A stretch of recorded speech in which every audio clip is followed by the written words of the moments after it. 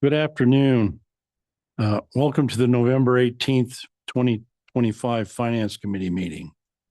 Will everyone please still their cell phones or turn off their devices? When making public comment, clearly identify yourself. To make public comment online, use the raise hand function. In person, approach the podium, and please turn on the microphone, which will turn green when it's on.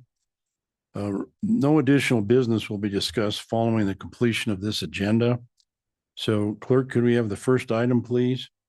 Number 14, ordinance second reading, amending section 5.76.050 residential door-to-door solicitor restriction prohibited practices of the municipal code of the city of Cheyenne, Wyoming to expand the types of soliciting prohibited at a residence with a posted no solicitor's notice, to amend the permissible hours of soliciting, and to clarify existing code. Staff report.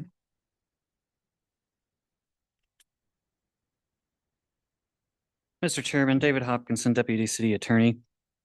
And I just wanted to kind of give an overview of the proposed changes in this ordinance. Frankly, the majority of what you see here, there is kind of a lot of blue and a lot of red, but the majority of what's there is really more clarification as opposed to substantive changes.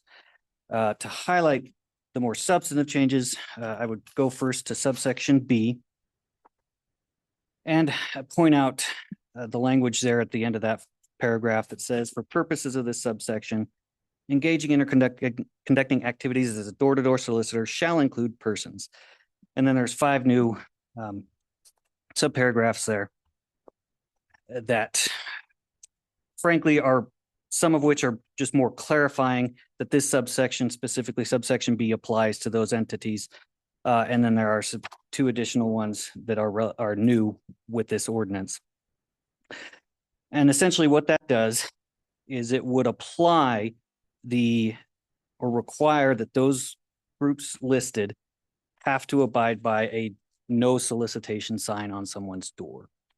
And so any of those entities, and I would highlight particularly, you see political entities, religious entities, charitable entities, that if a person has a no soliciting sign, that they would need to abide by that and not, essentially not knock on the door or disturb the person without a prior invitation. So that's the first change that this ordinance makes. And then the next one I would highlight is in subsection E on page 2, which changes the timing. Current ordinance prohibits solicitation prior to 10 a.m. or after 7 p.m. And that would be changed to before 7 a.m.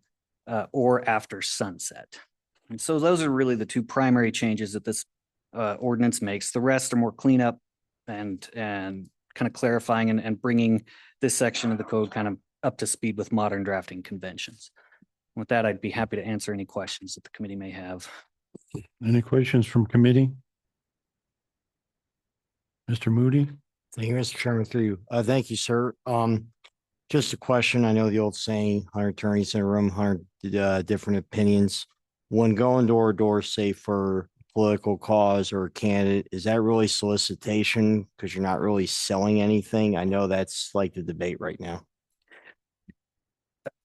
Mr. Chairman, Councilman Moody, and that's really the reason for kind of calling it out now, is to highlight that, hey, even if you might not otherwise fall within the scope of what's normally considered solicitation, for the purposes just of subsection B, that obeying a no solicitation sign, it would include things that might not normally be considered solicitation, religious, knocking on doors, political campaigning, that sort of thing would now be included. And I think that's kind of spelled out with this ordinance change.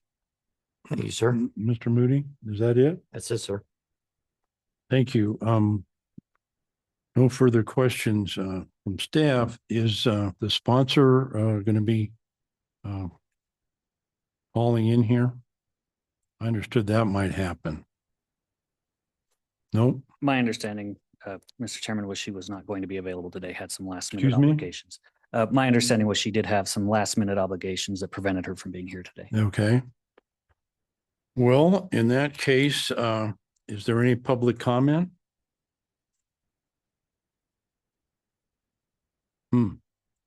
Hearing no public comment, may I have a motion, please? Mr. Chairman, I would move to adopt or approve on second reading.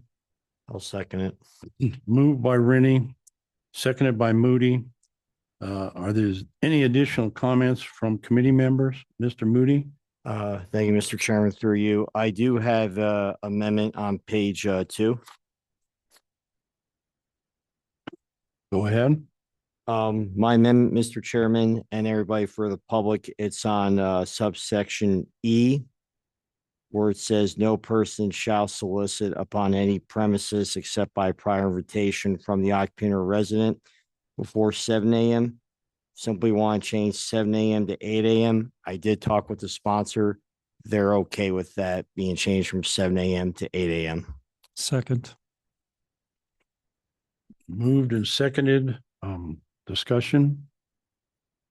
Mr. Chairman, Yes? I think this is a great change. I don't want to be awakened before 8 a.m.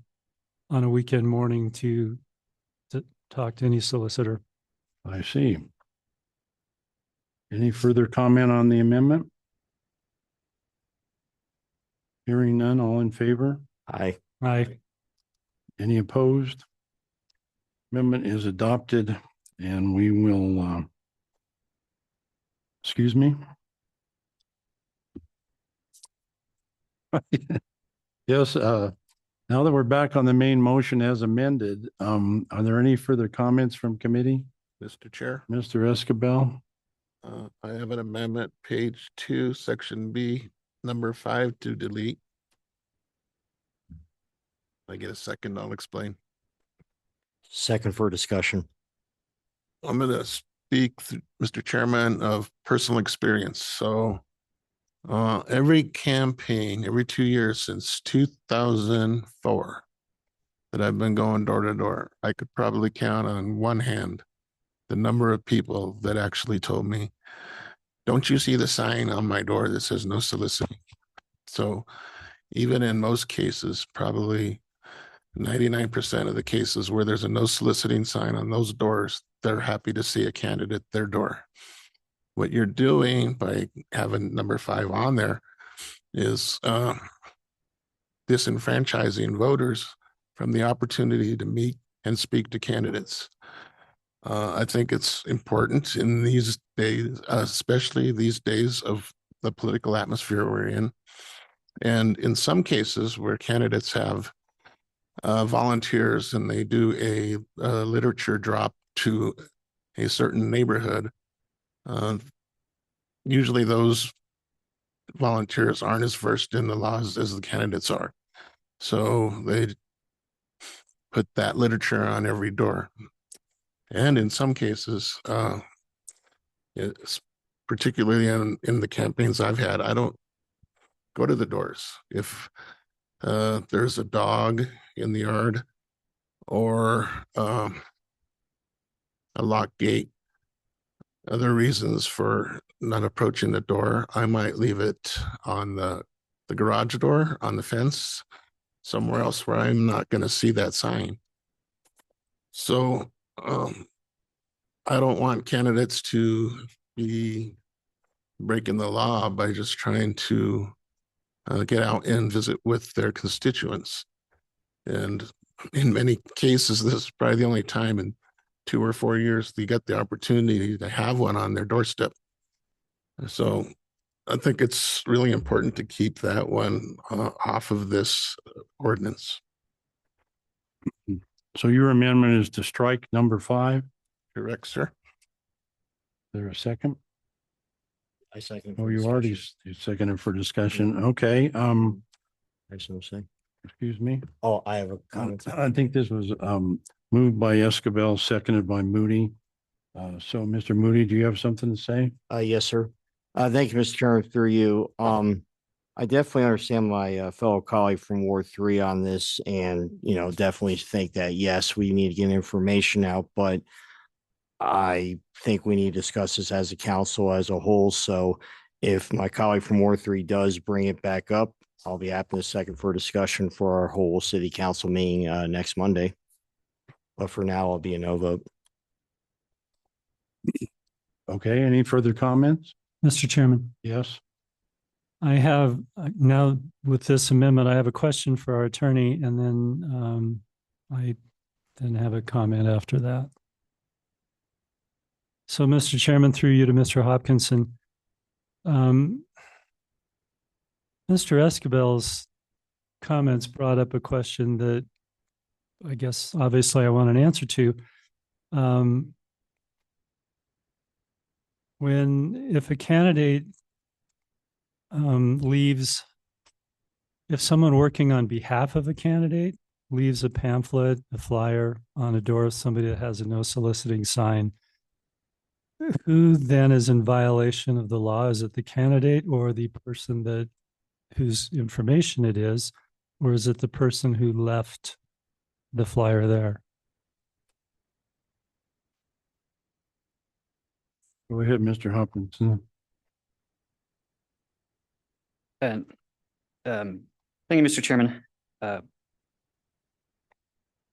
just pulling up really quick here the definition really for residential door-to-door solicitation.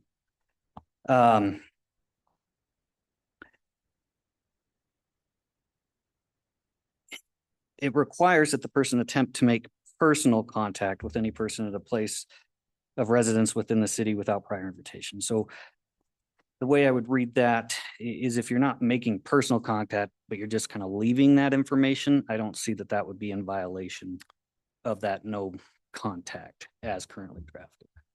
Follow up, Mr. Chairman. Certainly. Then through you, Mr. Chairman, Mr. Hopkinson, then what is our definition of pamphleteering in this case?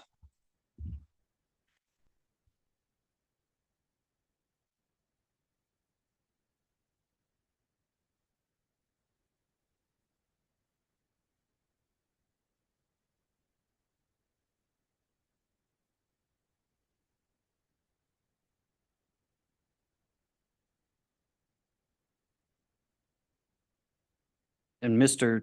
Chairman, just kind of looking through the definition section, but I don't see that it's highlighted, although it may be within one of the other sections. If I can have just a moment to look through that and I can respond to that question. Okay. Oh, sorry, Mr. Chairman. If I might have just a moment to look through, if there are other questions, I'll look through that and get back to the committee on that really quick here. Certainly. Okay. Thank you, Mr. Chairman. My comment is kind of to follow up on my colleague from Ward 3's question about soliciting earlier. I do believe when a candidate goes to a door, they are soliciting. All the years I've gone door to door, I was soliciting their vote. So to me, that is a solicitation. I do not agree, although I understand Councilman Escabel's point. I don't agree with it. I think if somebody has a no soliciting sign, I generally do not ring that doorbell or knock on that door. I give that person their privacy. So I am going to vote against the amendment. However, assuming if it does not pass, I would probably come back and make an amendment to strike the words "and pamphleteering." I do think that I think if I leave a pamphlet or a flyer in someone's door, I'm not disturbing them. I'm not bothering them. They can read it if they want the information. They can throw it away if they don't. So assuming that pamphleteering, I would like to see that taken out of line 5. So I will vote against the amendment as it stands.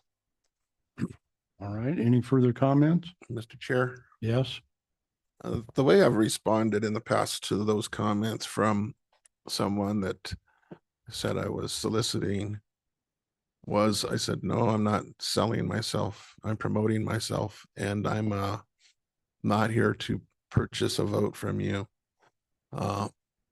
And to me, that's the definition of that is in this section 5 or section B, paragraph 5. But I'll continue to be an aye and oppose it next Monday as well. Dr. Rennie, I see your light's on. Mr. Chairman, um, if someone came to my door and I would see no difference between saying, yeah, I'm not soliciting, I'm just promoting myself. To me, it's the same thing. So Any further comments from committee on the amendment striking number 5B? Hearing none, all those in favor? And all those opposed? No, oh, In that case, the recommendation, no, we're going back to the main motion. I believe that, Mr. Chairman. yes, Dr. Rennie. Mr. Chairman, I would like, and if this passes, we don't necessarily need well, it'd be helpful to have the definition from Mr. Hopkinson. But under B 5, I would, in first line, like to strike the words and pamphleteering from that second. paragraph. Moved by Dr. Rennie, seconded by Mr. Moody. I think we're going to get some enlightenment here from the attorney's office as to what is pamphleteering. I think that would be useful. Go ahead. Mr. Chairman. That term is not defined within the code. That term is not defined within the code, giving it its regular meaning, kind of course, of handing out pamphlets. I don't see any issue with removing that language if there's concern that that could be interpreted to impact someone just leaving a flyer or something like that. So. Yes, that's a pretty common practice. I think this is an important point. Any further discussion, Dr. Rennie? Mr. Chairman, I think I made my points in there when I discussed the earlier amendment. As I said, I see no harm if I don't think I'm disturbing anyone, and I am leaving them information if I just leave them a flyer, a pamphlet, and don't ring their doorbell or knock on their door. Thank you. Any further discussion on removing that term, pamphleteering? Hearing none, all in favor? Aye. Aye. That is adopted, and we are back on the main motion. Any further discussion on the main motion as amended? Hearing none, all in favor Aye. Aye. and all opposed? No. Thank you. So with Dr. Rennie and Mr. Moody in favor, the recommendation for Monday's meeting will be to approve on second reading. Next item, please. Number 16, resolution authorizing the city treasurer to discharge uncollectible debts pursuant to Wyoming statute 16-4-502. Staff report, please. Good afternoon, Mr. Chairman, members of Finance Committee. My name is Robin Lockman, and I'm the city treasurer. Today, I bring before you the city's annual resolution to write off debt accounts that are determined to be uncollectible. These debts qualify for write-off because they've been outstanding for more than 4 years, they have been discharged through bankruptcy, or the debtor is deceased. For this year, the proposed write-off includes $27,636.80 in uncollectible city accounts, $33,568.23 in Board of Public Utilities sanitation buildings, and $75,623 in unpaid parking tickets from 2021. Approval of this resolution does not end collection activities. The city's collection agency will continue efforts to recover these debts until the statute of limitations expires. Generally 8 years for verbal contracts and 10 years for written contracts, even after the accounts are removed from our financial records. We recently entered into an agreement with a skip tracing company to help us locate debtors and provide updated contact information such as mailing addresses, phone numbers, and email addresses. While this should hopefully improve recovery rates, our staff does have limited capacity for debt collection activities. If the governing body would like to see higher and greater debt collection rates, additional staffing resources will be required. Although we already use a professional collection agency, recovery percentages remain low. However, adding staffing should be carefully considered as well, as the costs, including salary, benefits, and overhead, can total around $75,000 to $80,000 per year per employee as a minimum. I recommend a thorough cost benefit analysis that should be done before committing further resources to collections. Thank you for your time and consideration, and I'm happy to answer any questions. Any questions for the treasurer? Mr. Chair. Mr. Escabel? Thank you, Mr. Chair, through you, Madam Treasurer. So on individuals, do we do any cross-reference with death records? Mr. Chairman, through you, Go ahead. that's one of the items I said that we need more resources. We just don't have the time to do that. So we do not. We're possibly trying to collect money from dead people. Mr. Chairman, through you, generally, we get notification if they're dead, but you know, sometimes we do try to collect from them. Do we go after a state? Mr. Chairman, through you, if our collection agency does, I mean, they're the ones who, if we try to collect for about 90 days, and then after that, then the collection agency, if the debt is large enough, they will do that. But if it's a couple $100, they're not going to do that. And that $200, do you Excuse have me, Mr. Chair, through you, the limit on when we'll pursue estate, does it have a dollar limit? Mr. Chairman, through you, if it does, I'm not aware of what the collection agency threshold is. I know that they do a letter and then threaten to put their credit report at risk.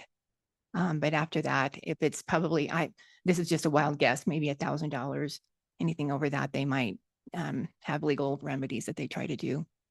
But other than that, they don't really do anything. Okay, thank you. That's all I have, Mr. Chair. Dr. Rennie? Thank you, Mr. Chairman. I guess through you to staff, I noticed in a couple of these at least, they're businesses that have outstanding debts.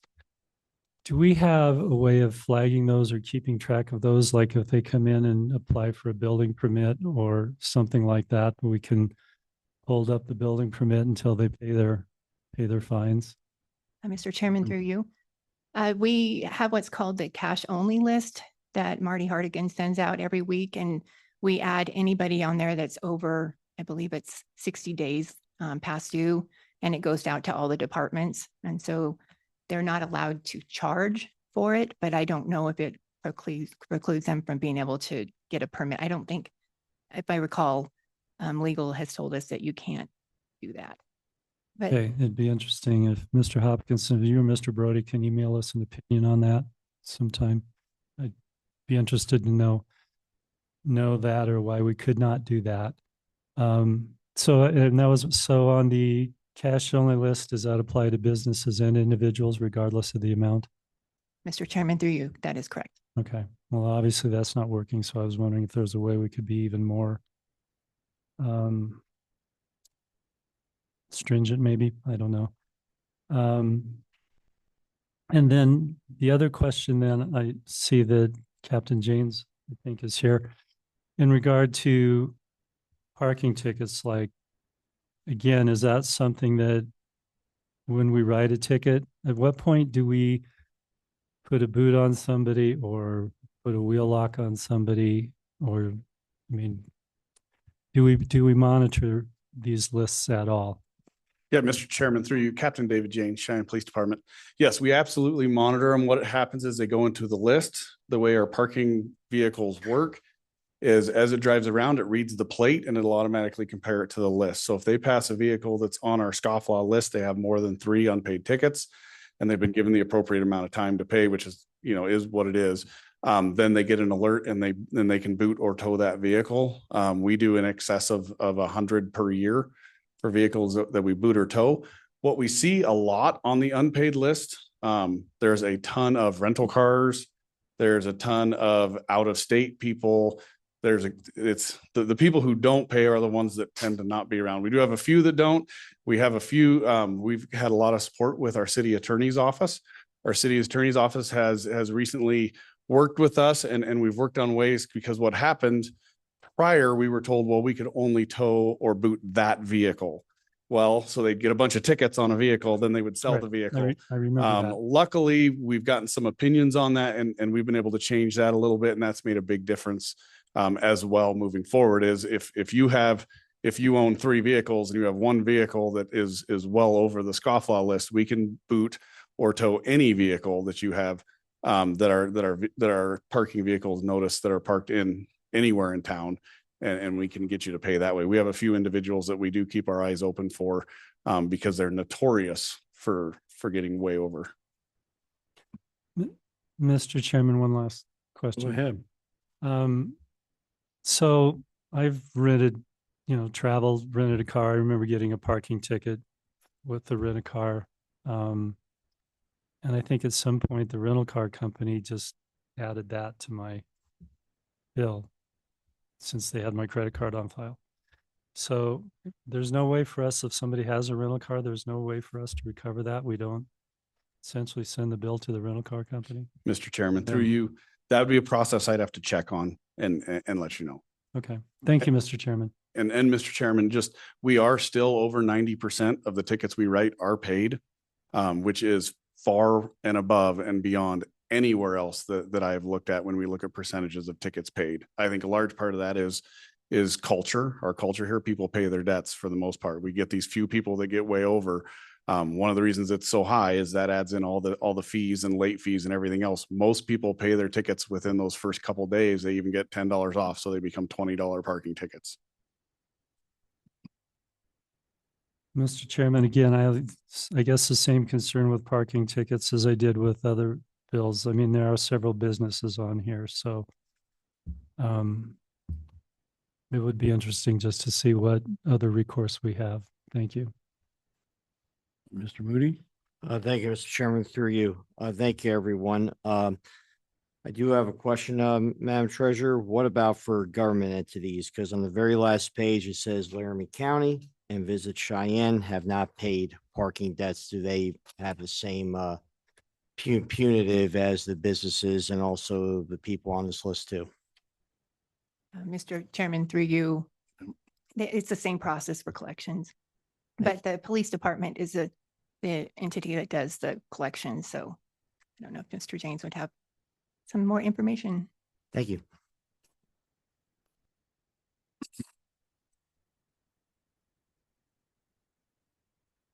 May I have a motion?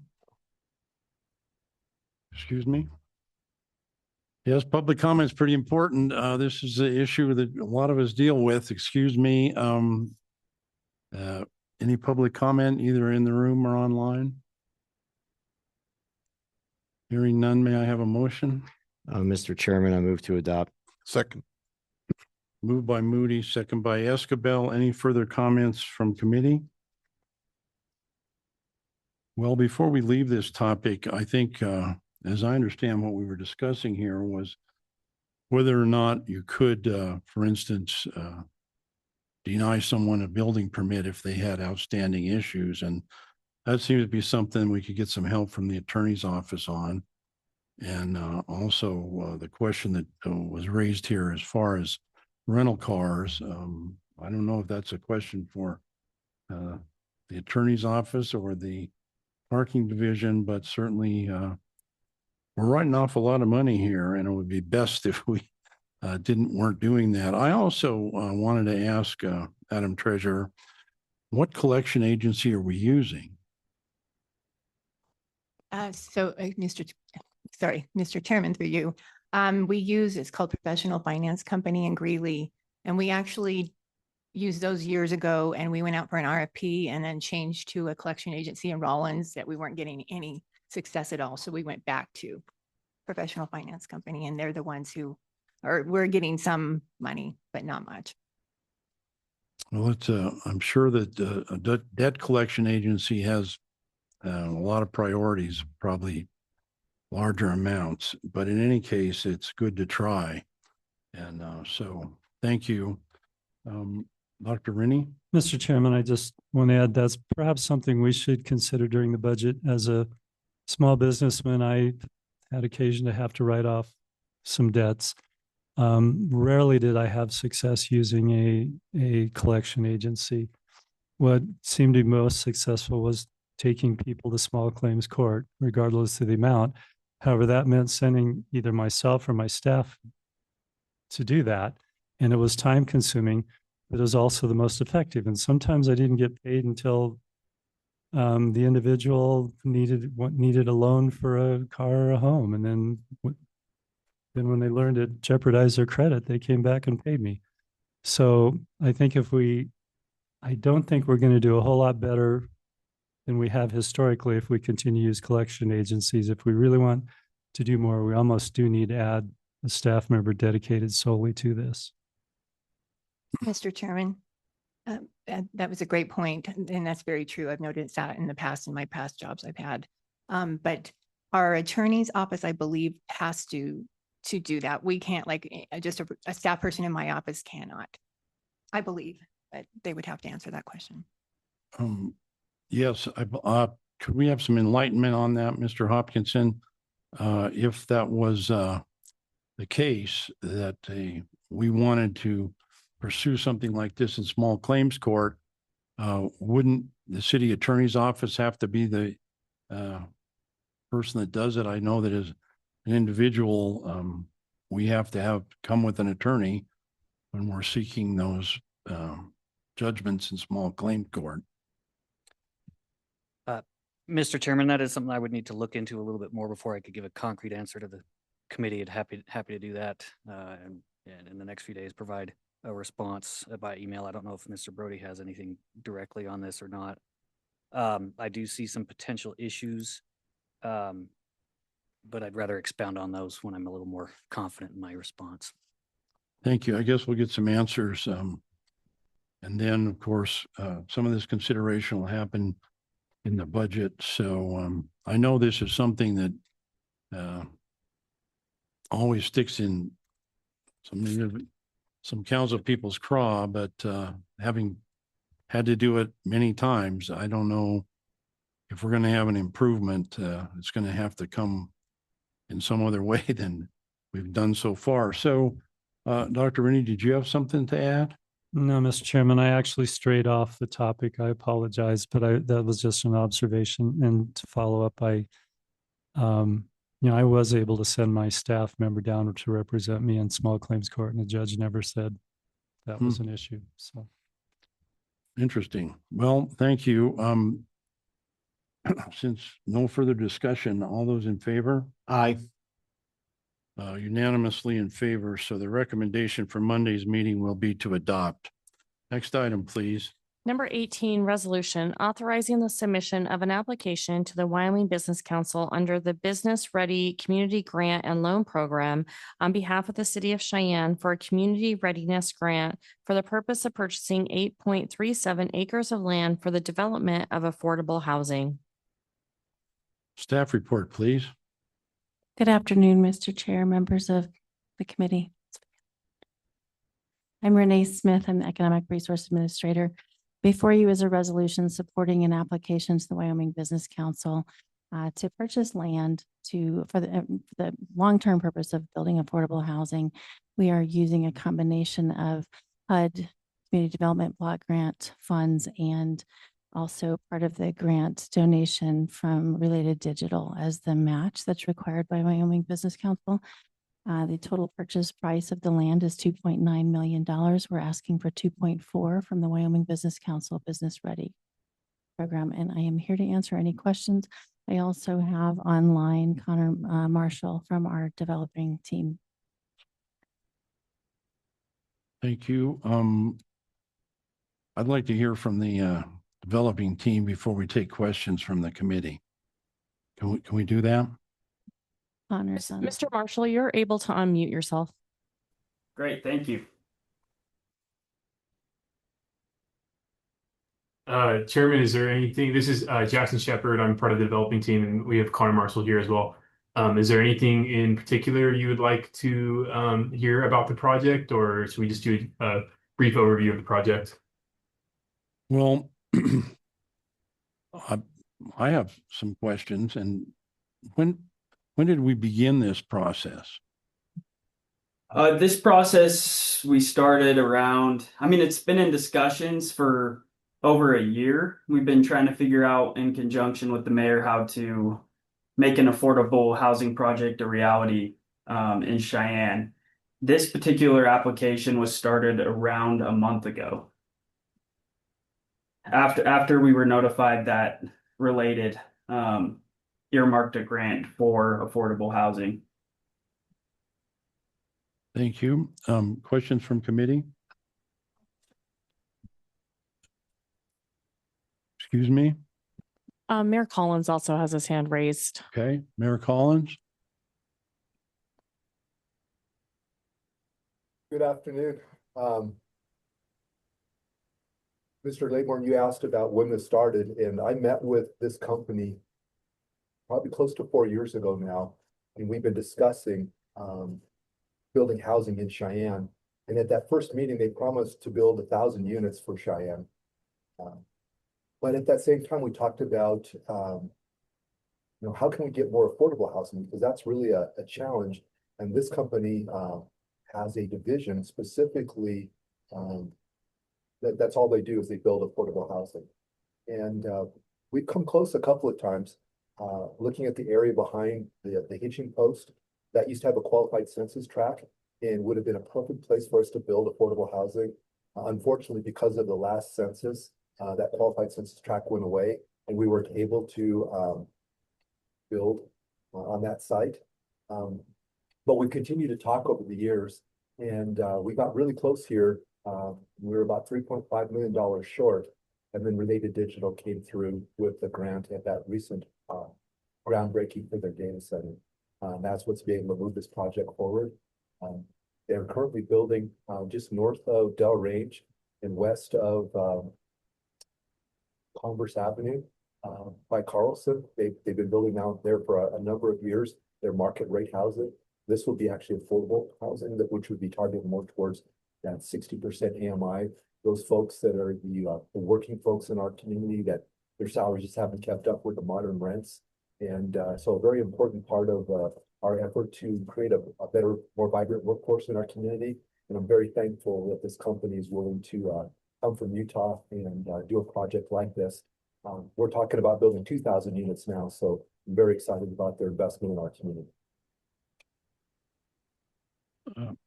Thank you, Mr. Mayor. Any questions for the mayor or the proposer? Dr. Rennie? Well, Mr. Chairman, I do have some questions. Thank you. First of all, I guess, since we have the developer online, how did they get involved, or how were they selected, or did they just approach us? So what was the process? Yeah, that was kind of both. We're based out of Northern Utah, but we have several employees from Wyoming. We're based out of Logan and have offices in Salt Lake, but we have several employees out of Wyoming, Idaho Falls. And so we had some mutual acquaintances in Cheyenne, and that is how we came about building some market rate apartments in Cheyenne. And just through that process and discussing how we could make Cheyenne more attractive to Businesses. businesses, Yeah. and some of the building code requirements and discussions with the mayor. We began talking about affordable housing, and like the mayor had discussed earlier, we lost the qualified census tract, and just in really briefly, really shortly, without the qualified census tract, low income housing is just not feasible in unless you have an extra what we call gap financing or soft funding. It's just not feasible, and so just through collaboration with the mayor and Renee and all the different people at the city, we looked at all the different funding available and stuff like that, and that's how we like I said, it was a collaborative effort, and just came about through kind of naturally through organic conversations. Yeah. Thank And you, Mr. just to add a little bit more context on the BRC application in particular. So that related grant came, and our team was trying to figure out how we could leverage that money for the city to get the most bang for their buck. And this BRC money only requires a 25% contribution. And so we decided to pursue those funds in order to utilize some of the leftover related money for a subsequent second phase of low income housing. I see Thank you, Dr. Mr. Rennie. Thank you, Mr. Chairman. I do have one more question. Go ahead. And for Renee, through you. In looking at this, our match comes from CDBG funds, that's essentially what they're designated for. And the other portion of the match is from a gift that the city received recently. So at this point, our match involves no city funds. Is that correct? Mr. Chair, through you, ahead. that is correct, Dr. Renee. Thank you, Mr. Chairman. Mr. Chair, Mr. Escabel? along those lines, if we don't have the 500,000 of CDBG money, will we take the rest from the gifted money to come up with the figure that we need to match the 25%? So, Mr. Chair, through Yeah. you, I'm actually really happy to share that we have fully committed over $500,000 from CDBG funds, basically from a rollover from previous years in the con plan, and as well as returned funds from a project that has to return funds. So we have over $500,000 available from CDBG. So whatever's left will come from that related digital, to spread that a little bit for the next project. Does that make sense? So my numbers, we had planned to use 500,000 from CDBG and 225 from related digital for the total 2.9 project. We're asking for $2,175,000 from the Wyoming Business Council. My numbers math out. Okay, Mr. Chair, Yeah. there's the 2.9 million for the 8.37 acres final figures. Correct. That is final. We had an appraisal done just 2 weeks ago.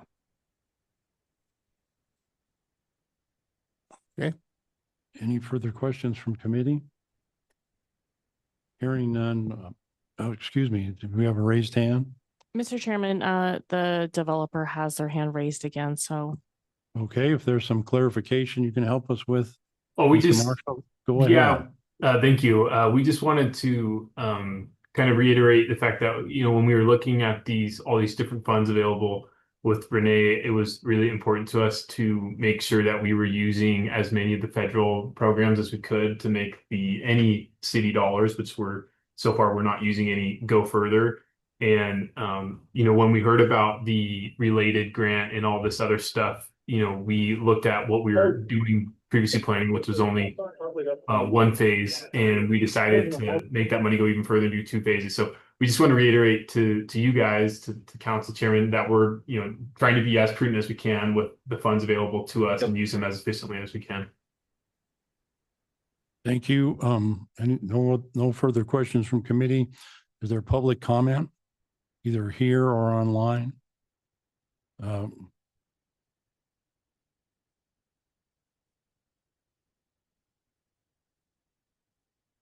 Good afternoon, Mr. Chairman and committee.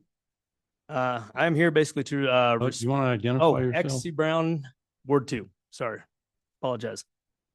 So I'm here to respectfully request that we resist moving this resolution forward.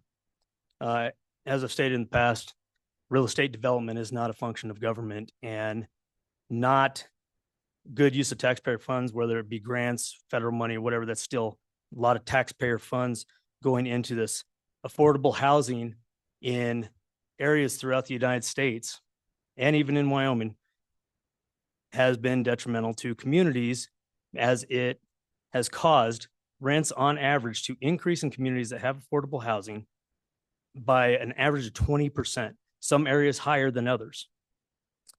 And what it does is, because when government is interjecting itself in the free market, it's causing an imbalance in the market, which causes rents to go up for private renters.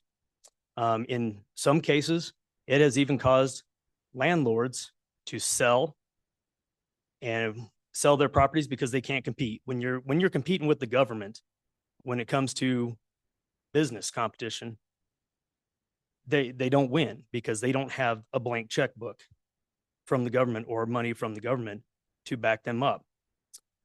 So, and I was really thankful. I had that same question that Dr. Rennie had about how this came about and why this developer was used. Why did we not bid this out to one of our great developers in the local community or in the state of Wyoming?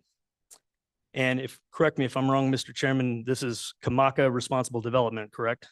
That is going to be developing this? I believe that's correct.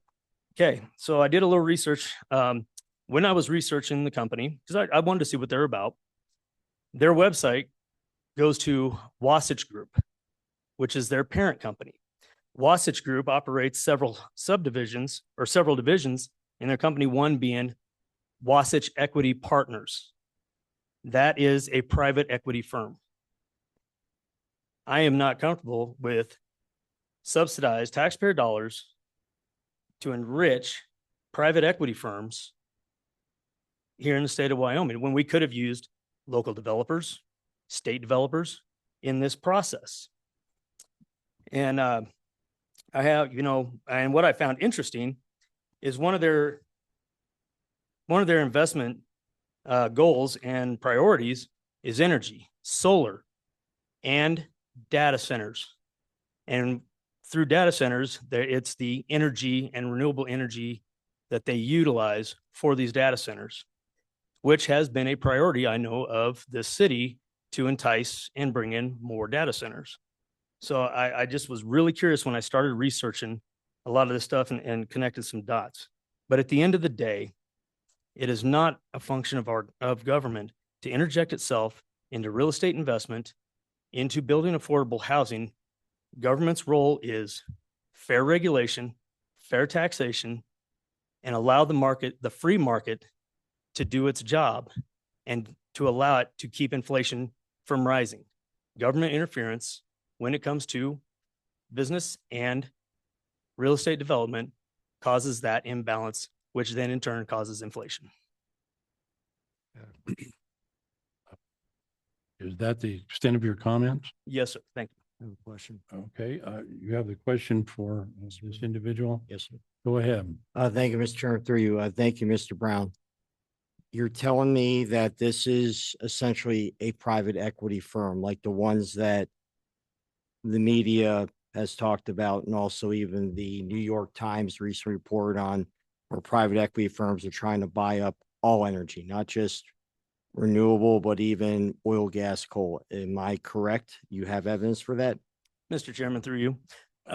Yes, Councilman Moody, that is correct. And if I may, Mr. Chair, I have a few copies of my research here on this that just hit some highlights on this that I can give to you folks. You could give them to our administrative assistant. There you go. And she could give it to us. I think we're getting into issues that aren't directly related to the action before us. So could we please get back to that? I am done with my comments, sir. Thank you. What? I said I am done with my comments, sir. Thank you. Okay. So any other public comments? Mr. Chairman, we have Mayor Collins with his hand raised. Mayor Collins?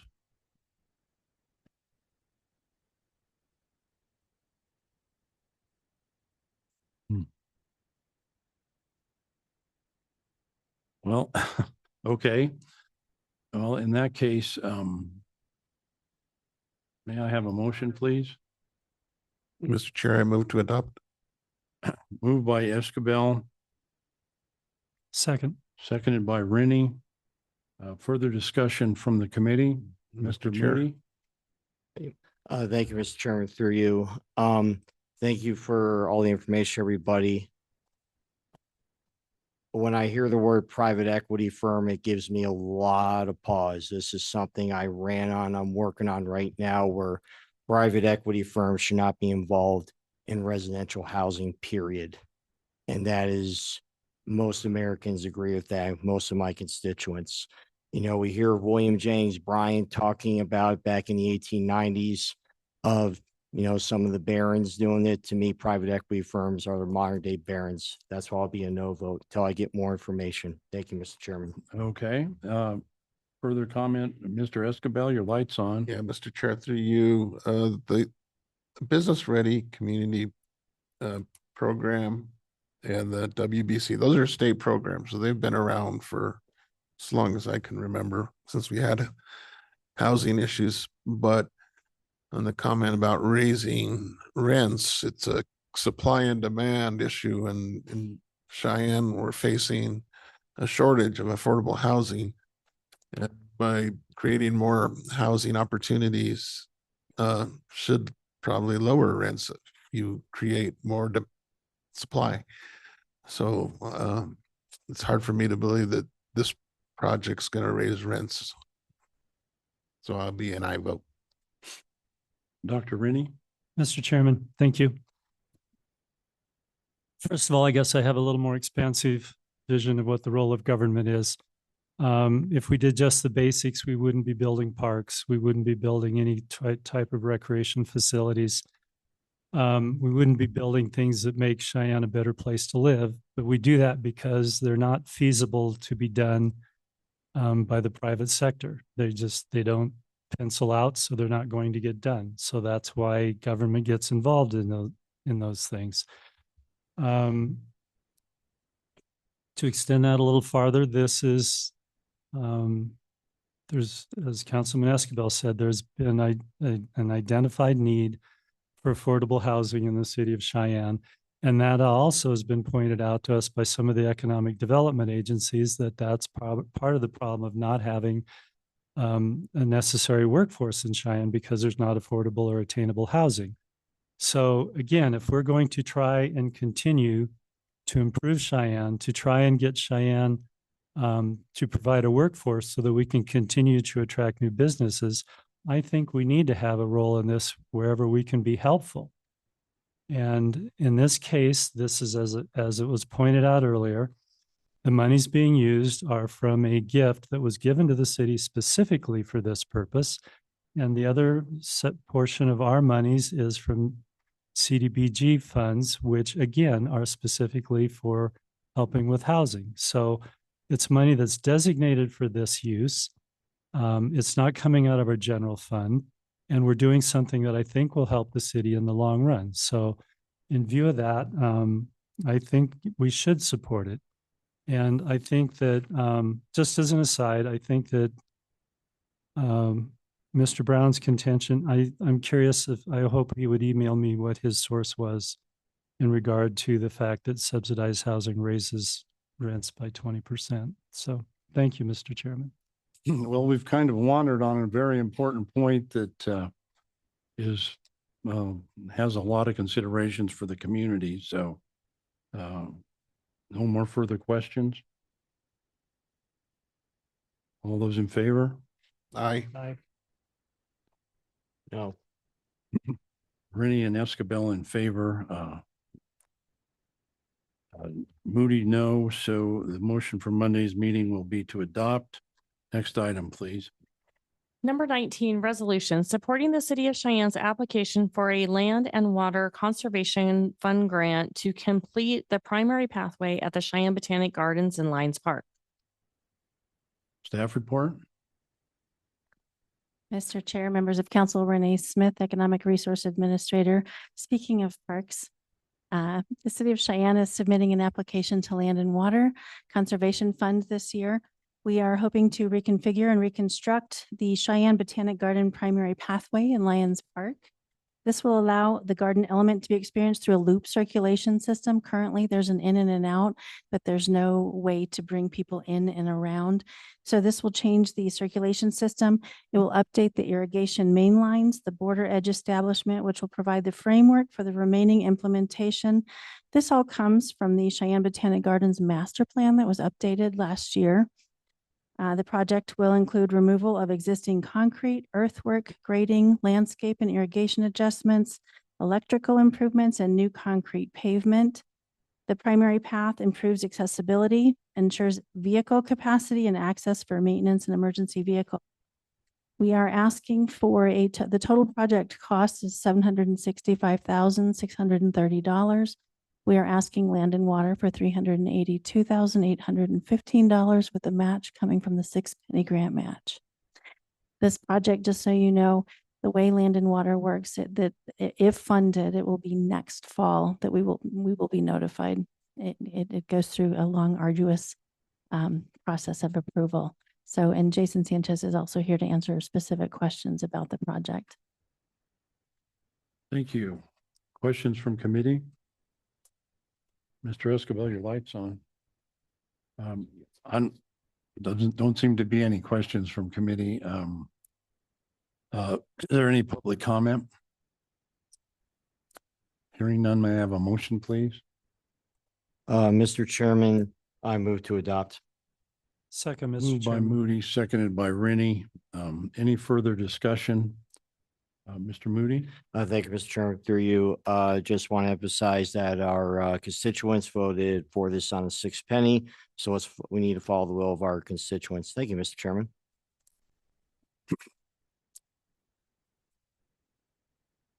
In that case, no further questions. All those in favor? Aye. Aye. Be a unanimous recommendation for Monday's meeting to adopt. Next item, please. Number 20B, agreement between the City of Cheyenne and Safe Harbor, a Children's Justice Center, to provide a safe and secure environment for families who have been affected by abuse. Staff report? Vicki Nemechek, Public Works. This is a contract with Safe Harbor, a Children's Justice Center. It is for a total amount not to exceed $20,000. The amount of money will come from the general fund and was included in the fiscal year 2026 budget. We do have a representative from Safe Harbor here. If you have any questions about that, happy to answer any questions that I can, and I recommend approval.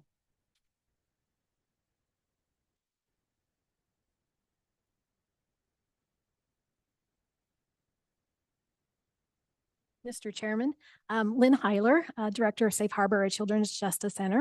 I am here on behalf of Safe Harbor. I have a little information from you. I'm sorry the cities have been closed. I would have gotten this to you earlier. You would like to look at that. Every year, I kind of put together what we did with those dollars in the previous year. And then I'll talk a little bit about kind of how we're blowing up this year with what's going on. Last year, we conducted 40 forensic interviews for the Cheyenne Police Department. Those dollars that you give the City of Cheyenne goes only to those interviews. Your dollars just not pay for anybody else's interviews. The Laramie County Sheriff's Office pays for their own interviews.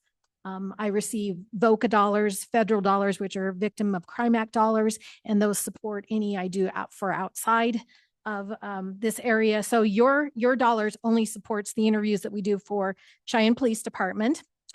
We were down a little bit, 40, when you look at the statistical sheet on the other side, we were down a little bit from the previous year, which is 53. But I did talk to the other kind of child advocacy centers in the state and in Greeley and Northern Colorado, and everybody was down. So I don't know what was going on in 2024, but things were a little bit down. Through what we do as the Child Advocacy Center, we coordinate everybody. We make sure that the district attorney's office, that law enforcement, the social services, that victim advocacy are all working together on that case of that child. Because what we don't want is we don't want families or children having to jump through different hoops for different entities. We want to make sure that we are coordinating around the child. And so we do a lot of work around that. I do same day interviews. And so that's when law enforcement calls me and says, Lynn, can you get us in today? And we get those in that same day. Those are usually emergency cases. I also have equipment that we can go to schools, and we go to schools as needed. I have mobile equipment, and those can be recorded and can be done at the schools usually at the request of the SROs. In 2024, I did not take anybody to the big Dallas Crimes Against Children conference. Nobody wanted to take me up on that, but some of my dollars I give back. So you give me 20 and I give you back some money. I take you to the Dallas Crimes Against Children conference. I did take somebody this year, so that is really good. I just wanted to give you just briefly, because sometimes it's kind of nice to know what we're looking at. And in 2024, the median age of children that we saw the most were between 7 and 12. That was kind of the median age of what we saw. Of course, we have outliers below and above. The number one person who was at risk of hurting their child in 2024 was a parent. Sadly, it was mixed, 40 to 37, the type of abuse. Physical abuse was 37 and sexual abuse was 40. So they're kind of comparable. And then the last one I thought was really interesting. Of those 40 that we did, there were 26 of them who had disabilities. So having a disability makes you more vulnerable to abuse. We use these dollars to support the most vulnerable victims of the city of Cheyenne and provide them the best resources that we can give them. And I would stand for any questions that you guys might have for me. Questions from committee? Mr. Moody? Thank you, Mr. Chairman, through you. Thank you, Ms. Heiler. Appreciate all the work you do in our community. Thank you so much for this information and giving to the public what you do. This is very vital for our most vulnerable, especially our children. Thank you so much. Thank you. Any further questions from committee? I think you've covered it. Thank you. So any public comment? Not hearing any public comments, so may I have a motion? Mr. Chairman, I move to approve an amount not to exceed $20,000. Second. Moved by Moody, seconded by Escabel. Any further discussion from committee? Hearing none, all those in favor? Aye. Aye. To be a unanimous recommendation for Monday's meeting. Will you approve an amount not to exceed $20,000? Next item, please. Number 20C, agreement between the City of Cheyenne and Volunteers of America Northern Rockies Harmony House Social Detox Center to provide social, non-medical, alcohol and drug detoxification services. Staff report? Vicky Nemechek, Public Works. This is a contract with Volunteers of America Northern Rockies Harmony House Social Detox Center. It is in the amount of $136,875.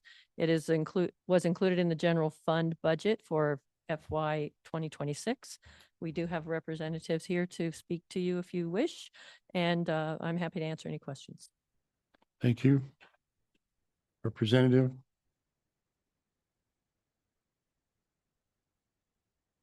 Hi, Heidi McNeil. I'm the Vice President of Residential Services. I oversee Harmony House as one of the entities. I just wanted to inform over the last year, we've been able to serve 233 patients within our facility for social detox services.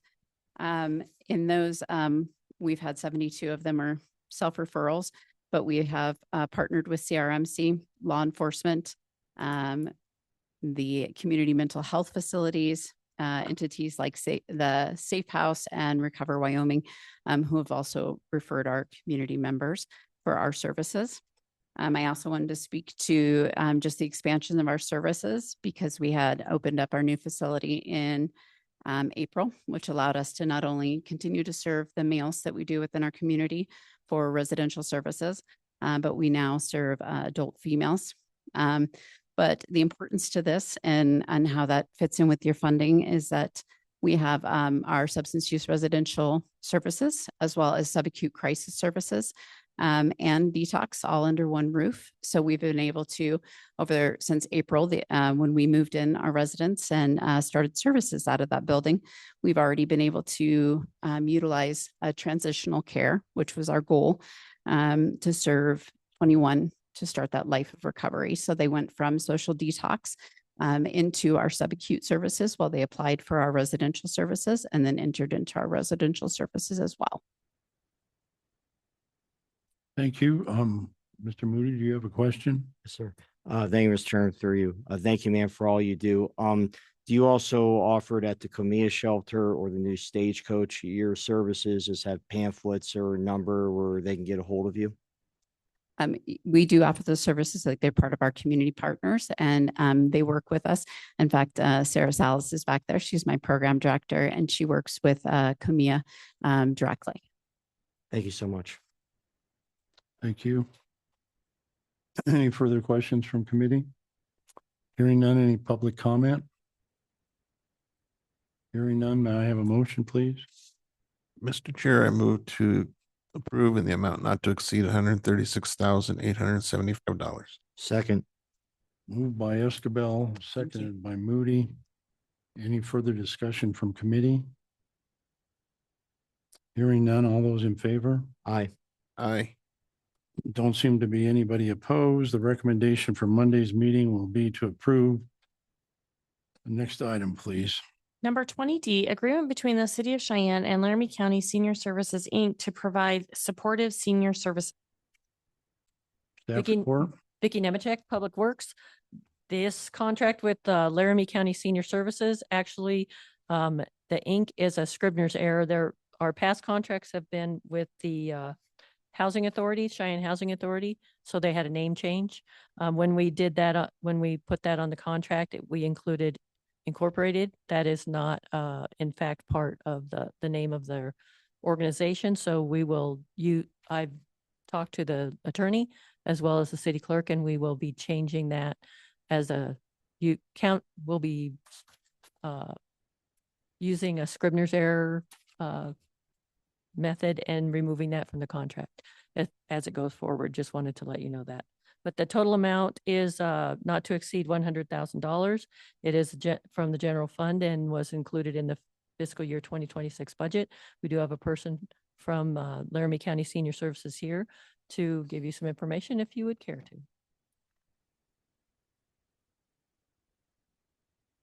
Go ahead. Hello. Hi, I'm Katie Brady, the Executive Director of the Laramie County Senior Services Activity Center.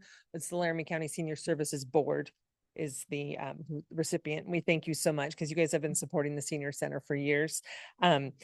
We are so thankful for your support. Since opening our new facility at 4100 East Pershing Boulevard last July, we have seen a remarkable increase in participation across all of our programs. In fact, we've expanded our programs by 40% since July. Some of our newest programs include cribbage, knitting, art classes, and additional exercise classes.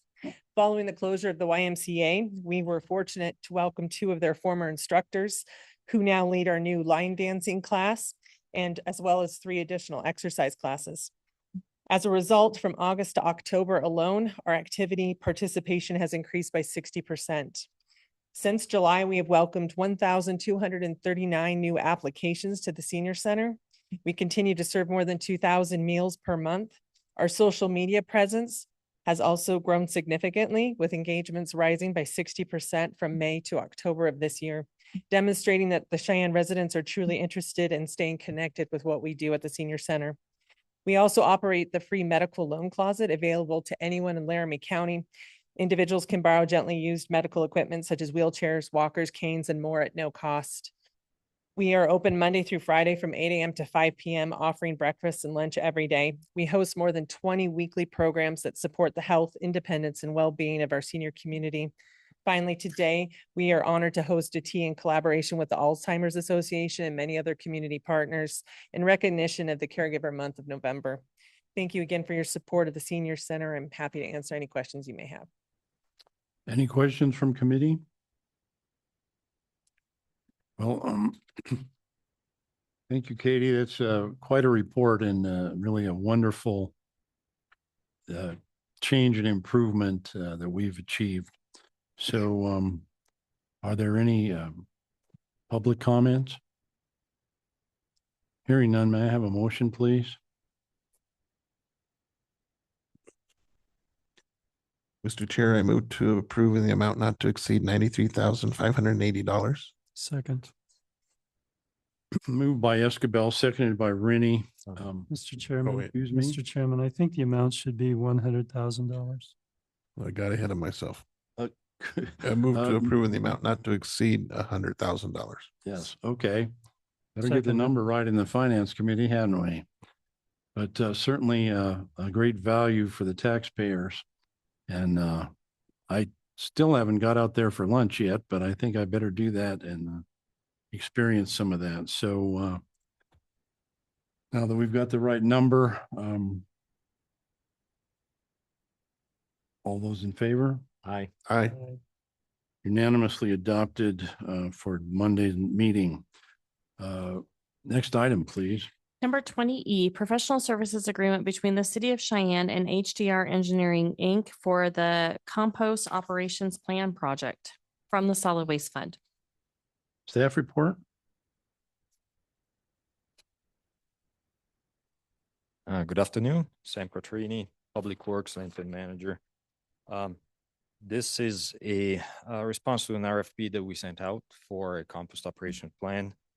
The goal of this plan is to improve the efficiency, productivity, environmental compliance, and long-term sustainability of the Cheyenne compost facility. The RFP contained a scope of work that was divided in three parts. The first part was to basically evaluate what we're doing now under some key areas. I'm going to read a few: operation and productivity. The other one will be environmental controls or environmental compliance, equipment review, employee training, site evaluation, so location and size, marketability and sales of our products, and the last one is fire risk and management. All of this will be condensated basically into a deliverable. That's the second task, which is basically having the compost plan in one document. That will be a roadmap for us to follow. The last task is basically a year follow-up where the consultant will help us basically guide us through the first steps of the plan. We only received one proposal from HCR Engineering. Based on the Public Works team review, we found it that was meeting our requirements. Therefore, we recommend approval. The cost for this will be up to $93,580 and will be paid through the Solid Waste Fund. I'm standing here for any questions you have. Questions from committee, Mr. Moody? Thank you, Mr. Chairman, through you. Thank you, sir. I'm looking at this document right here. And I'm noticing under the travel, it's 1,500 each time. Is that hotel and plane tickets essentially? Mr. Chairman, through you, Mr. Moody, yes, that will be the cost for them to basically visit Cheyenne every time they come here. Mr. Chairman? Go ahead. Thank you, Mr. Chairman, through you. I'm looking at the same page here where it says site visits total, and it says engineer 5, and it says 66. Very high compared to the other ones, and that the second largest one is 20. How'd you come up with that number? Chairman, through you, can you give me a little bit more coordinates on the table that we're looking at, please? Sure. I apologize for that, Mr. Chairman. Go ahead. Where it says Task 400 implementation plan, and under virtual meeting it says site visits total, and then you go over 1, 2, 3 columns, and it says 66 under engineer 5. I'm just curious how you came up with that number, because the next largest one is 20 at the very top for the kickoff meeting, and then 20 for the draft report under engineer 2. Just curious why so much hours for that? Chairman, through you, those are the site visits, so that will be the time that will be spent on site, and also does not include just physical visits, but also virtual meetings for that specific grade labor for engineer 5, which will be, as I understand, the person that we will be interacting the most. All right, thank you. I'm done with my questions, Mr. Chairman. Any further questions from committee? I have a question, and that is, am I correct that the current compost site is located on airport property? Is that right? Chairman, as I understand it is. Has there been an increase in the fee that the airport's been charging? I'm probably not the best person to talk about this. I would say that. Well, here comes the Director best person, Nemechek. so we'll see what she has to say. Vicky Nemechek, Public Works. The fees that we pay for the airport property are included in the 1% sales tax resolution. They have increased 2% each year, beginning with the first year of the 22 through 26 tax. So it's gone up 2% for the airport only. None of the other, and nothing else has increased, but those properties have increased. They did come to us and say that they were supposed to be charging market rates and that we were not meeting those rates. And so we did build in 2% plus 2% on top of each year.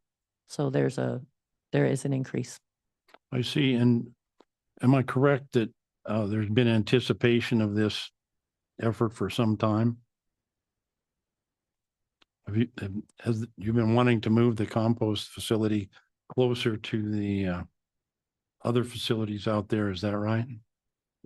To you, Chair, we have really not considered the movement until recently when we've been told that we believe that the property next to the transfer station may be available.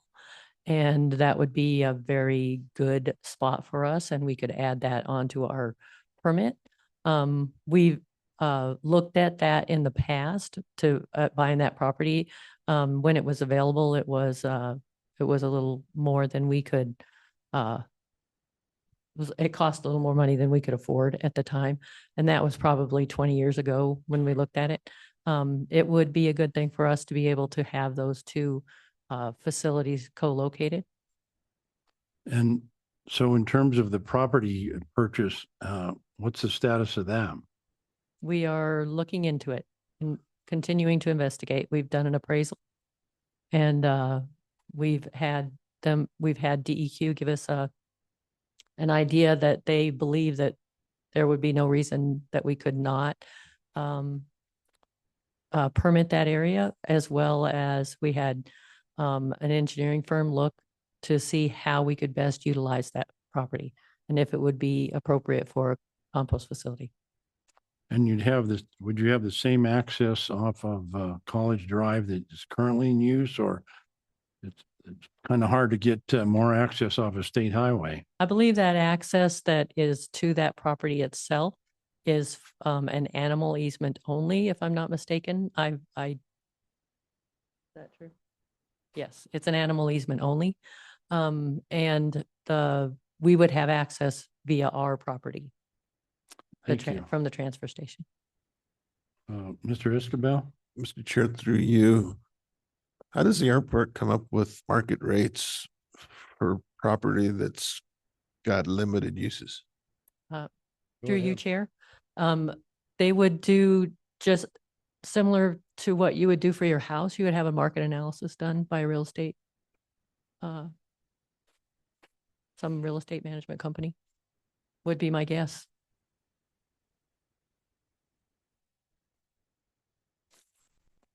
Mr. Escabel? Mr. Chair, through you, like I said, it has limited uses, whereas house values will tend to increase where I'm not going to say it's useless land, but for example, what else would the city be able to use that land for besides a compost? I've heard people mention a golf course. I think that was you. If I could be wrong about that. I have not, I don't believe that we have any intention of using that property if we moved the compost facility off that, as far as at least solid waste wise. Thank you. Any further questions? Any public comment? Hearing none, may I have a motion? Now, Mr. Chair, I move to approve in the amount not to exceed $93,580. Moved by Escabel. Do we have a second? Second. Seconded by Rennie. Any further discussion from committee? Mr. Moody? Thank you, Mr. Chairman, through you. Thank you for your presentation. I'm going to be a no today just because I really want to see the breakdown of, over 40 hours for site visits and then a breakdown for the travel expenses. And again, this is just a plan. It's not like we're actually doing anything. And I know the city spent a lot on this. So for that reason, I'll be a no vote today. But if I could have more information about those breakdowns, that'd be greatly appreciated. Thank you, Mr. Chairman. Any further discussion or questions from committee? Hearing none. All those in favor? Aye. Aye. No. Rennie and Escabel in favor, Moody opposed. The recommendation for Monday's meeting will be to approve. Next item, please. Number 21F, consideration of bid number E-9-26 for the surplus sale of evidence seized firearms. Staff report? Can you turn on the microphone? And just kind of lift it up. Get it There we where you go. can really speak into it easily. All right, please. Mr. Chairman, committee, I am Sergeant Kevin Malatesta with the Cheyenne Police Department. And I have the honor to provide money to the city today, or the opportunity for it. We, over time, collect evidence guns. These are through seizures, through people turning in guns that they no longer want to maintain on their own. And these guns basically pile up in our evidence collection area where they get in the way of new evidence that's coming in. Occasionally, we have the opportunity to sell off lots of these firearms, and that's what we're doing here today. We put out a request for bids for selling off these guns, which is 203 evidence firearms. We received bids from 5 different companies. The winning bid for that was $30,030 from Black Rain Ordnance. And so I'll stand to answer questions. Mr. Moody? All right. Thank you, Mr. Chairman, through you. Thank you, Sergeant. I guess my one question is, so would you say most of them are from people that are convicted and people just turned them in? There's no anybody innocent that, you know, may have been not convicted of a crime, they can go and retrieve their firearm? So, Mr. Chairman, through you. Yes, so the process for selling off these guns is that they are actually posted in the newspaper for anybody to come claim items, anything that was seized that is recognized to that person, anything that we know belongs to a particular individual. We go through a process of notifying them as well. And it's posted through the newspaper to see if they'll come claim that property. All those steps were taken through this process as well. Thank you so much. Any further questions from committee? Mr. Escobar, your light's on. Hearing none, are there any public comment? Hearing none, may I have a motion, please? Mr. Chairman, I move to accept the bid from Black Rain Ordnance, Inc. in the amount of $30,030. Second. Moved by Rennie, seconded by Moody. Any further discussion? Mr. Moody? I think, Mr. Chairman, through you, this is just information for the public. Please note, they went through all the steps, notifying the people to obtain them, and they just left them there. So keep that in mind, okay? This was not, because it's illegal in Wyoming. These were not red flag firearms like in Colorado. So just for public information, okay? They went through all the proper steps. So just want to make sure everybody understands that. Thank you, Mr. Chairman. Any further questions or comments? Hearing none, all those in favor? Aye. Aye. Unanimous recommendation for Monday's meeting. Next item, please. Number 21G, consideration of bid number E-10-26 for furnishing 3 new fairway mowers for the City of Cheyenne Golf Division. Mr. Staff Chair, Jason report. Sanchez, Community Rec and Events, before you and for your consideration is a bid from LL Johnson to purchase 3 new fairway units for our golf division. Funding for this purchase would come from our Golf Capital Improvement Fund to continue to make improvements on the golf course. I'll stand by for any questions.